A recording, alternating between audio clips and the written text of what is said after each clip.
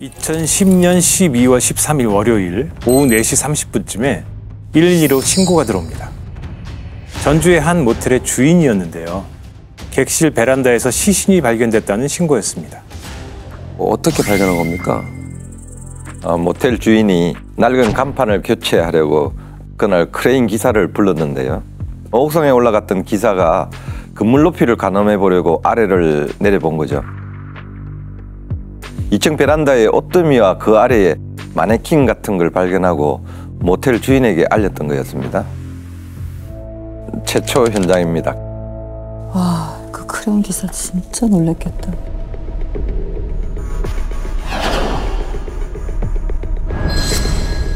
어?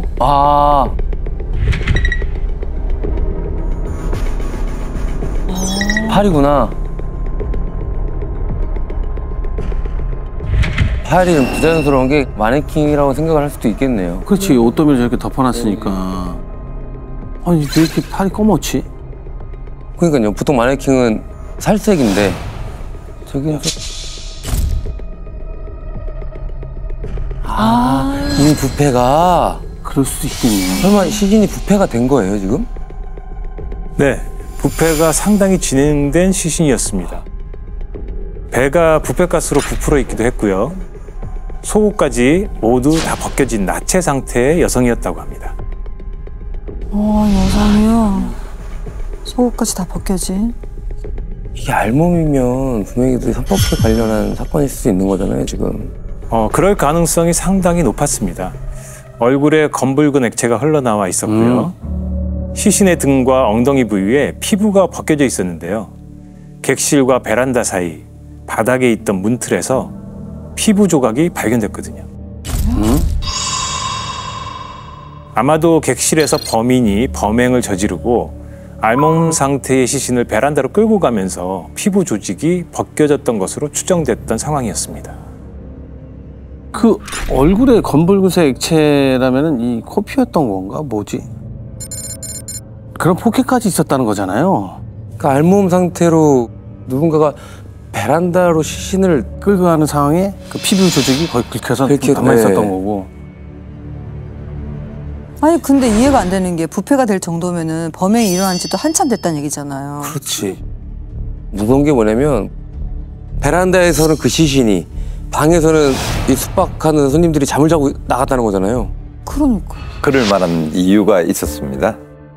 객실 베란다 문 전체가 거울로 돼 있었거든요. 에?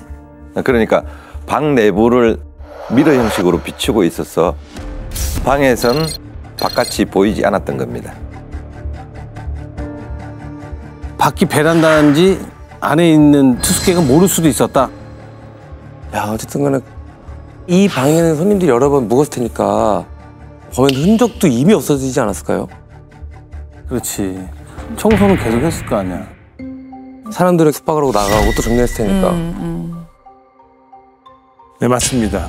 아주 깨끗했습니다. 아, 방으로 들어서면 정면에 원형 침대가 놓여 있고 왼쪽엔 욕실이 있었는데요. 욕실이 유리문으로 돼 있어서 방에서도 욕실이 훤히 보이는 객실이었습니다. 방이며 침대, 욕실까지 모두 감식을 했지만 루미놀 반응이 나오질 않았습니다.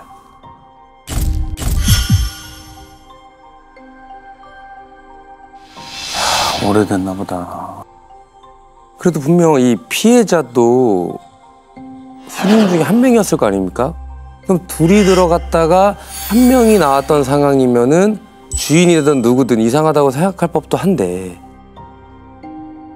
이 시신이 언제부터 베란다에 있었는지 알 수 있는 방법은 없는 거예요? 시신의 상태만으로는 예상하기는 어려웠습니다. 처음에 시신을 발견했던 크레인 기사가 옥상에서 최초에 목격할 수 있었던 이유도 베란다가 천장이 없이 뚫려 있기 때문에 보였던 거거든요. 베란다에 창문도 없었고요. 시신이 외부에 그대로 노출된 상태였는데 영하의 날씨에 시신이 부패가 된 상황이라서 사망 시기를 예상하기는 어려웠습니다. 그래서 시작할 때 이 시신 상태랑 현장 상황으로 범행 시기를 추정하기가 어려웠다. 지금 이런 상황 때문에 그런 거군요. 일단은 시신이 부패됐다면 하루 이틀 사이에 사망한 건 아닌 것 같고 사인은 나왔나요? 당시 1차 부검으로는 사인이 명확하게 나오지 않았습니다. 얼굴의 검불구 액체는 폭행에 의한 출혈이 아니라 시신이 부패하면서 흘러나온 부패액으로 밝혀졌고요. 강제로 성폭행한 흔적도 나오질 않았습니다. 범인의 체액도 시신에서 발견되지도 않았고요. 아이고요. 사인이 나오질 않았어요?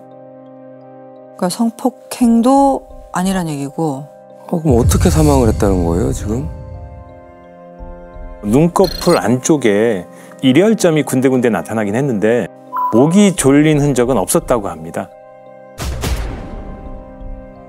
한 가지 이상했던 건 선명하게 보일 정도로 손으로 누른 손자국이 남아 있었는데 그게 머리 정수리에 있었어요.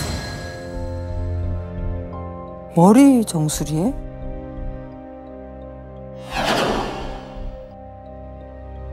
아니 근데 정수리에 얼마나 세게 눌러야지 이 손자국이 나지? 여기는 뼈잖아요. 아무리 그렇게 세게 눌러도 여기에 정수리에 손자국이 남을 수 있었던 거는 두 가지 경우에요. 예. 아주 순간적으로 강력한 임팩이 있거나 막 아니면 쾅 치든가 지속적으로 누르든가. 일단은 현장 상황이 모든 게 이상한 것 같아요. 그러니까 제일 이상한 건 지금 언제 사망했는지조차도 알 수 없는 지금 현 상황이라는 거예요. 근데 모텔 청소하시는 분들은 좀 이상한 걸 못 느끼셨나? 그렇죠. 만약 범행 후에 범인이 흔적을 치우고 갔으면 그것도 이상한 상황이잖아요. 맞습니다. 여기서부터 사건이 좀 꼬이기 시작을 합니다. 손님이 퇴실한 후에 청소를 하러 들어갔는데 베개와 침대 시트가 보이질 않았다고 했는데요. 그게 시신이 발견되기 바로 전날 아침이었다는 겁니다. 바로 전날 아침? 아니 왜 전날 아침이지? 하루 전에? 부패가 됐는데 시신은? 겨울에 부패가 저렇게 된다고? 여름도 아니고 여름이면 모를까? 말이 안 되는데요. 바로 어제 일이라면 착각을 할 수도 없는 날짜고 혹시 뭐 이렇게 장기 투숙하는 사람은 아니었나요? 아닙니다. 모텔 주인 말로는 그 손님이 이틀을 연이어 묵었다고 했고요. 방에 들어갈 때 남자 손님 한 명밖에 보질 못했다고 했습니다. 수사팀이 당시 객실과 모텔 주변을 구석구석 찾아봤지만 베개와 침대 시트를 찾을 수는 없었다고 했고요. 야, 남자 혼자 들어갔는데 나가고 보니 베개나 침대 시트가 없다? 아 이게 어떻게 된 일이지? 마지막 손님이 범인일 수가 있나? 만약에 여성이 혼자 나중에 들어갔고 그걸 모텔 카운터에서 몰랐다고 해도 시신이 하루 만에 저렇게 변할 리가 없잖아요. 그렇지. 그리고 베개하고 침대 시트가 없어진 거랑 또 이 사건이랑은 무관한 일이었던 건가 그러면? 이 피해자 신원은 바로 확인이 됐어요? 네, 시신 옆에서 핸드백과 구두가 발견됐는데 가방 안에 지갑과 휴대전화는 없었고 의료보험 카드만 있었다고 합니다. 의료보험 카드에 등록돼 있던 31살의 여성과 시신의 지문이 일치했고요. 31살 너무 젊은 여성이다. 주거지는 인근으로 확인됐습니다. 지갑이랑 휴대전화만 없어진 거면 그럼 뭔가 범인이 가져간 게 아닌가 싶거든요. 그럴 수 있지. 근데 강도살인이라면은 옷은 왜 벗겨놨지? 이상한데. 시신이 부패가 된 게 꽤 오래된 걸로 봐서는 가족들도 오랫동안 찾고 있었을 거 아니에요. 실종 신고는 들어온 게 없었나요? 실종 신고가 접수돼 있지 않았습니다. 실종 신고를 안 했다. 가족이? 피해자가 없어진 거를 가족들은 아예 몰랐다고? 이게 뭐지? 저처럼 가족들이랑 따로 살거나 뭐 자취를 오래 했거나 혼자서 생활하는 사람이면은 가족들이 뭐 모를 수도 있긴 하죠. 근데 부패될 정도면은 너무 오랜 시간 연락이 안 된 거 아닌가? 그러니까. 가족들은 뭐라던가요? 사망자는 동생과 함께 살고 있었던 것으로 확인됩니다. 그런데 수사팀이 동생에게 사망자가 마지막에 집을 나선 게 언젠지 물어보니 시신으로 발견되기 이틀 전인 11일 새벽이었다고 했다는 겁니다. 어머. 마지막 손님이 이틀을 묵었다 그랬잖아요, 연박으로. 아, 그러면 일단 그 청소하던 분이 말한 게 맞았네요.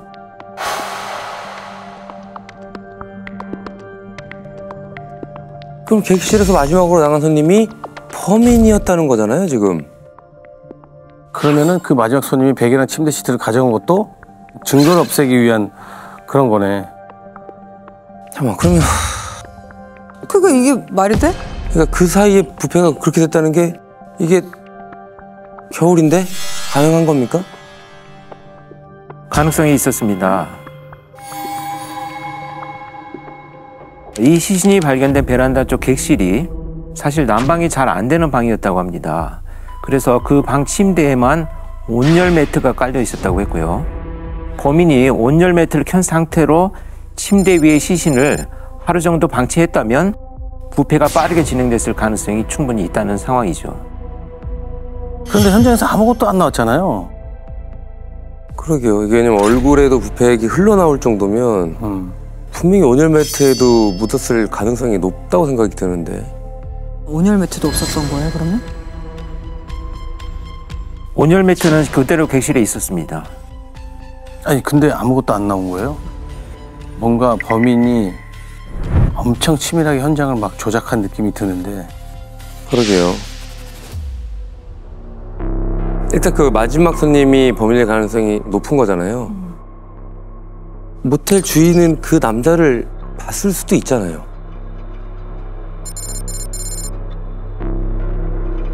그렇죠. 형사님, 그놈이 그런 거예요? 기가 막혀가지고. 아, 내가 뭔가 이상하다고 했어. 아니, 그날 새벽 2시가 좀 넘었나, 뭐, 어떤 젊은 남자가 혼자 와서는 얼마냐고 하더라고. 원래는 4만 원인데, 새벽이라서 얼마 있지도 않을 거고, 난방도 안 되는 그 방 딱 하나 남아있길래 내가 3만 원이라고 불렀다고. 아니, 근데 거기서 또 5천 원만 깎자는 거야. 나도 피곤하고 그날은 손님 그만 받고 문 닫아야겠다 싶어서 그냥 2만 5천 원에 방을 내줬다고? 근데 아침에 내려와서는 하루 더 있겠다는 거야. 나는 새벽에 돈이 없어서 깎아달라는 줄 알았는데 암만 않고 4만 원을 내더라고. 그러고 보니까 그러려고 하루 더 있었던 거네. 30 중반쯤 됐을라나? 아주 멀쩡하게 생겨가지고. 아니, 누구 장사 망쳐먹으려고 그런 짓을 해? 나 진짜 형사님, 그놈 좀 꼭 좀 잡아주세요. 30대 중반에 멀쩡하게 생긴 남자. 11일 새벽엔 아침까지만 머물 계획이었던 것 같은데.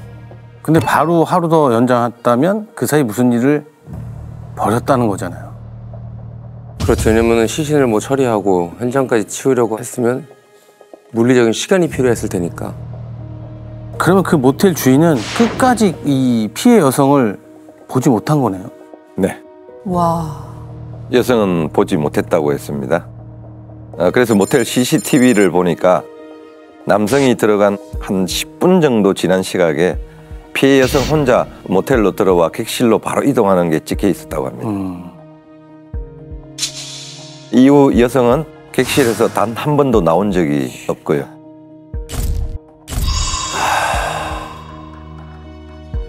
그러니까 이 피해 여성은 그 방에 들어간 후에 다시는 나오질 못했죠.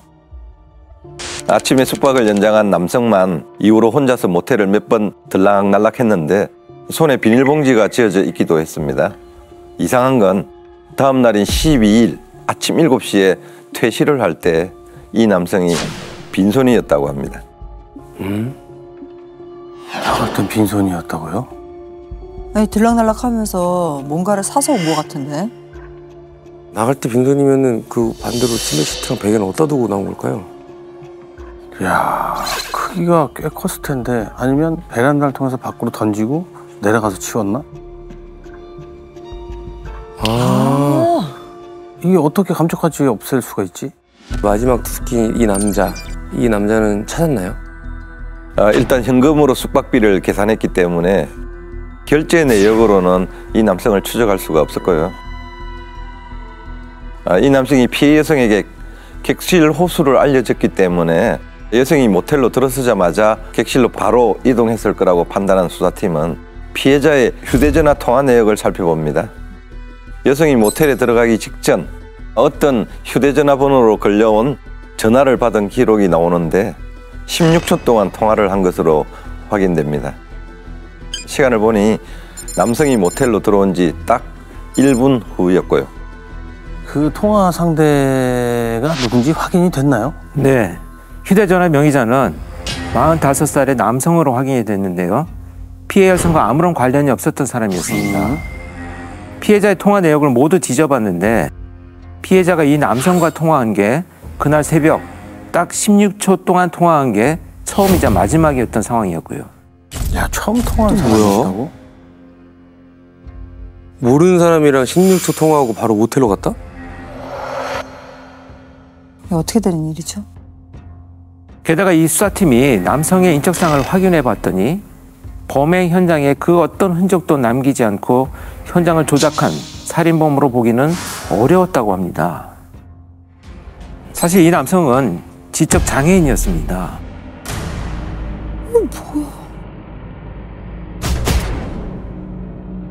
아, 그럼 설마 범인이 장애인의 명의를 도용해서 전화를 쓰고 있었던 건가?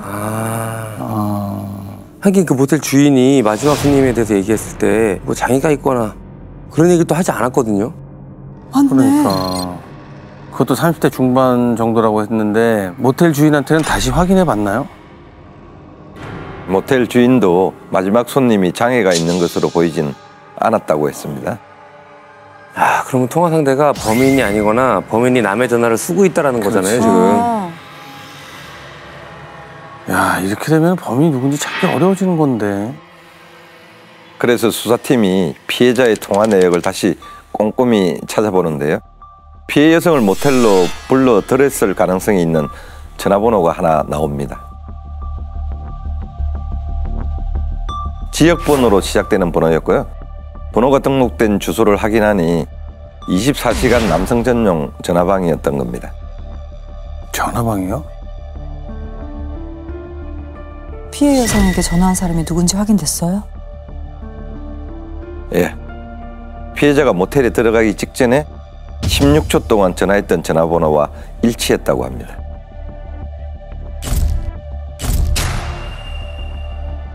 아까 그 45세 지적장애인의 전화였던 거죠. 그러니까 전화 주인은 범인이 아닌 것 같은데. 휴대전화를 잃어버렸거나 아니면 범인이 명의를 도용했다. 그렇지. 그러면 이 전화 주인한테 알려야 되는 거잖아요. 그렇죠. 그래서 수사팀이 45살의 남성을 찾아가는데요. 집에 삼형제가 같이 살고 있었다고 합니다. 첫째가 휴대전화 명의자였고요. 둘째는 42살로 교회 전도사라고 하더랍니다. 셋째인 막내 동생은 첫째와 마찬가지로 지적장애가 있었고요. 삼형제 중 2명이 지적장애구나. 아, 그러니까 이 둘째가 두 형제를 돌보면서 같이 살고 있었던 거네요.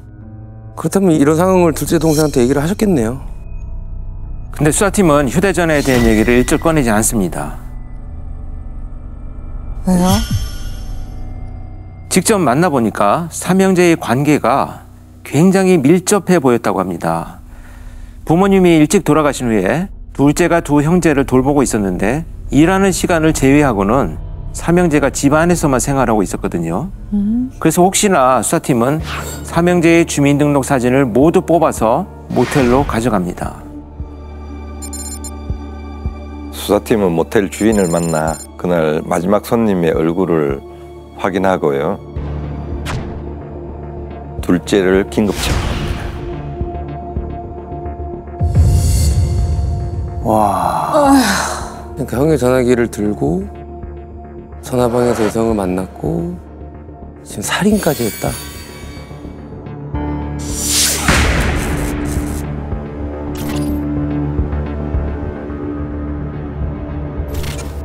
야, 이걸 순순히 인정하는가요? 죽이지는 않았다고 주장합니다. 11일 아침에 여성이 욕실로 들어갔는데 한참이 지나도록 나오질 않아 이상한 생각에 들어가 봤더니 여성이 의식이 없는 상태로 욕조에 빠져 있었다고 합니다. 그래서 여성을 욕조에서 꺼내 심폐소생술까지 했는데 숨을 쉬지 않아 베란다에 놓고 나왔다. 이렇게 진술합니다. 말이 안 되는 소리야. 말이 안 되지. 말이 안 되지. 사람이 욕조에 빠져서 숨을 못 쉬면 빨리 119에 신고를 해야지. 무슨 베란다에 내놔. 베란다에 내놓긴. 그때까지 살아 있었을 수도 있잖아요. 그렇게 저는 그렇게 생각해요. 사람 살리고 봐야지 이게 무슨.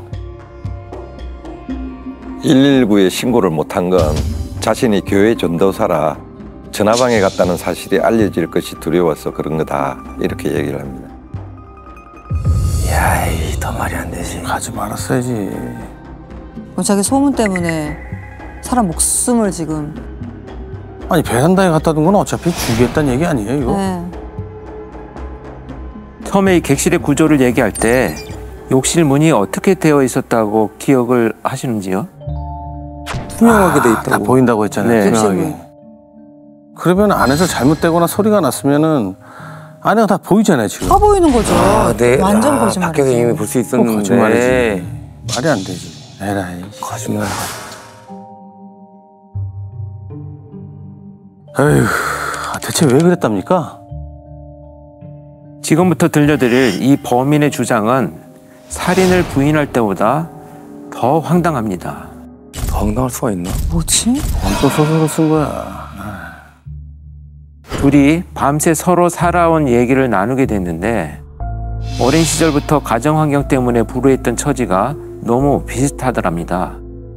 그래서 정말 하늘이 맺어준 연인이란 생각이 들어서 물을 떠다가 둘만의 결혼식까지 올렸다고 했고요. 이게 말이 됩니까? 기가 막히다 정말. 야, 이건 무슨 말 같지도 않은 소리. 내가 용영하면서 제일 황당한 소리다 이게. 모텔에서. 그러니까 그것도 처음 만난 여자랑 만난 지 몇 시간도 안 됐는데 물 떠놓고 결혼식을 했다고요? 근데 그렇다 치고 그러면 결혼식까지 올린 여자를 왜 죽인 건데요? 결혼도 했으니 하룻밤 더 같이 있고 싶어서 모텔비를 지불하고 아침 식사로 배달까지 시켰는데 여성이 하루 더 있으려면 돈을 더 내야 한다고 하더랍니다. 그래서 자기 주머니에는 3만 원밖에 없었는데 그 돈이 턱없이 부족했다고 하고요. 불안하긴 했지만 욕정이 생겨서 여성을 따라 욕실로 들어갔는데 여성이 거부를 했다고 합니다. 그 순간 욕조에 있던 여성이 커다란 구렁이처럼 보였다. 이렇게 진술하기 시작을 합니다. 무슨 소리야. 범인이 하고 싶은 얘기는 이거잖아요. 자기는 정말 진심이었는데 여성이 자기를 안 받아줘서 내가 살해를 할 수밖에 없었다. 맞습니다. 범인의 진술과 최종 부검 결과를 맞춰봤을 때 피해 여성의 머리에 또렷하게 찍혀있던 손자국은 욕조에 있던 여성을 손바닥으로 물속에 밀어넣었을 때 생긴 거였습니다. 피해자가 한동안 물속에서 숨을 못 쉬면서 눈꺼풀에 일혈점이 생겼던 거고요. 익사였어. 얼마나 세게 밀어넣었으면 정수리에 손바닥 자국이 찍힐 정도겠냐고요. 고통 때문에 살라고 얼마나 발버둥 쳤으니까 발버둥 그 힘을 쳤겠죠. 누른 거 아니야.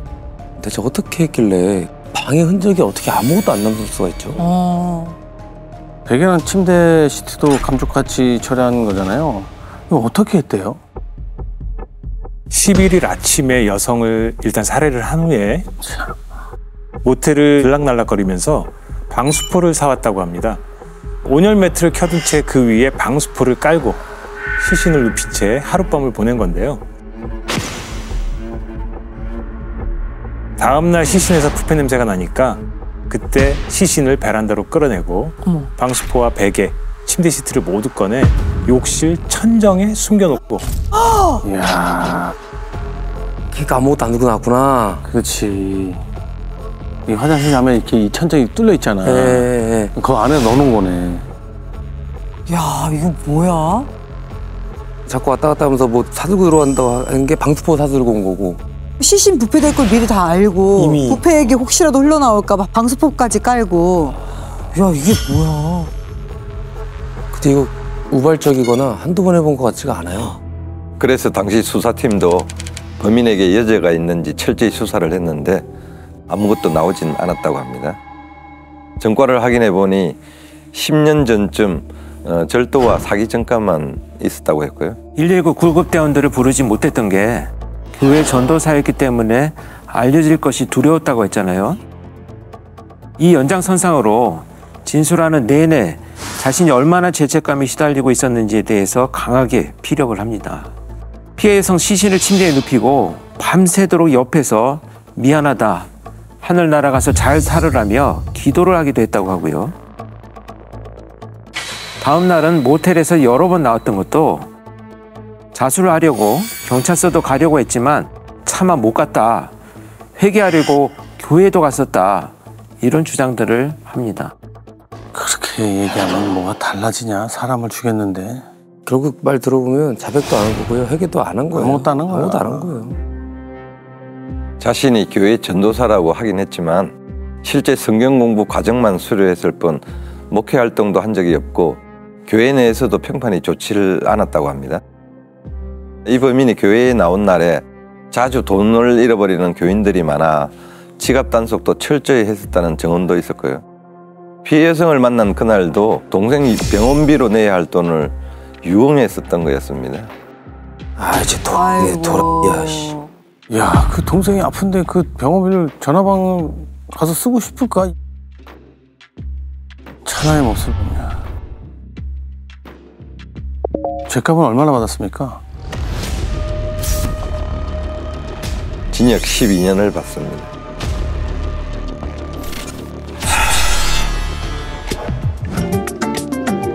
즐겨봐 이 채널.